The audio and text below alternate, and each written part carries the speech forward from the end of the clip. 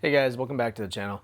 My name is Steven, and today I'm talking about Send Help. This is the new movie from Sam Raimi, and it's still very much a Sam Raimi movie, even when it's pretending not to be. Send Help is a 2026 survival thriller, comedy horror hybrid, directed and produced by Raimi, starring Rachel McAdams and Dylan O'Brien as an employee and her boss who survive a plane crash and then end up stranded on a remote island. What starts as a fairly straightforward castaway scenario quickly mutates into something much darker, meaner, and surprisingly funnier. The setup is clean and efficient. McAdams plays Linda, a meek corporate strategist who's been promised a long overdue promotion, only to have it handed to her boss's smug college buddy. I see no value in you. Does that make sense? I'm sorry, what? O'Brien plays Bradley, the new CEO in waiting, a walking embodiment of weaponized incompetence and corporate entitlement. When the two are forced onto a business trip together, things are already tense, and then the plane goes down. From there, the movie smartly leans into survival mechanics. Shelter building, food sourcing, water, hunting, all the stuff that scratches that castaway itch if you're wired like I am. And Raimi clearly enjoys letting these moments breathe, especially as the power dynamic between these two characters begins to shift in increasingly uncomfortable ways. I'm your boss. You work for me. We're not in the office anymore, Bradley.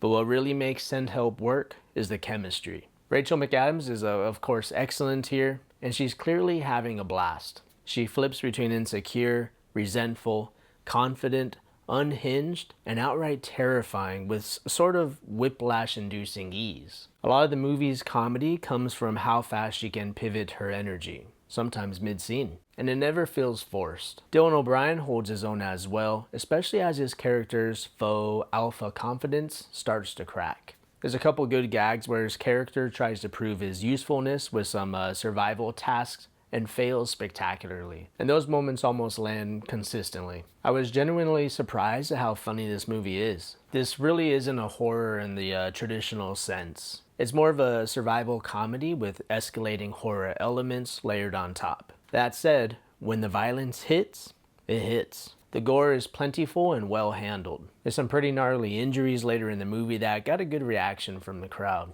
The CGI, however, is a hit or miss. I think mostly miss. The boar sequence in particular looked pretty rough, but that's about it for my technical nitpicks. It's just a movie that would have benefited from leaning harder into the practical effects whenever possible. So another mild issue is the casting. I know, I just said the two were great, but let me explain. So Rachel McAdams is asked to play someone who's socially awkward, overlooked, and considered unattractive by the people around her. And that's a pretty hard sell when you've cast Rachel McAdams. The movie tries to hand-wave it with wardrobe and behavior, but it never fully convinces. That said, once the island transformation arc kicks in, it's not as big as a distraction. At 113 minutes, the movie does run a little long.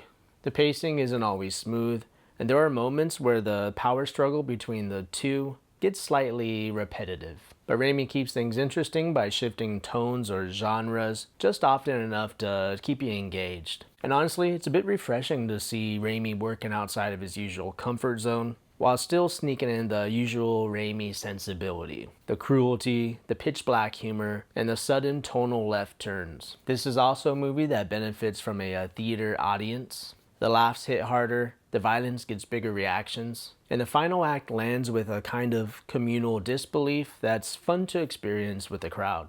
For letter grade, I'm giving Send Help an even B.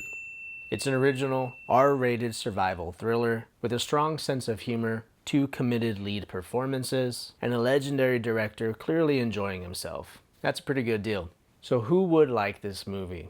If you're into survival films where the characters have to actually earn their shelter and food, this one might be right up your alley. This is good for fans of movies that blend genres and aren't afraid to get weird. Anyone who enjoys contained, two-hander thrillers built almost entirely on performance. Or anyone just looking for a crowd-pleasing, R-rated movie that plays a little bit better in theaters. For further viewing, I recommend Misery. This is another power-shifting survival story that thrives on performance and psychological tension. Or if you want something a little bit closer in tone, The Edge is a good companion piece. This movie blends survival mechanics with the masculine ego collapse and moral ambiguity. I remember renting that movie a lot from the video store.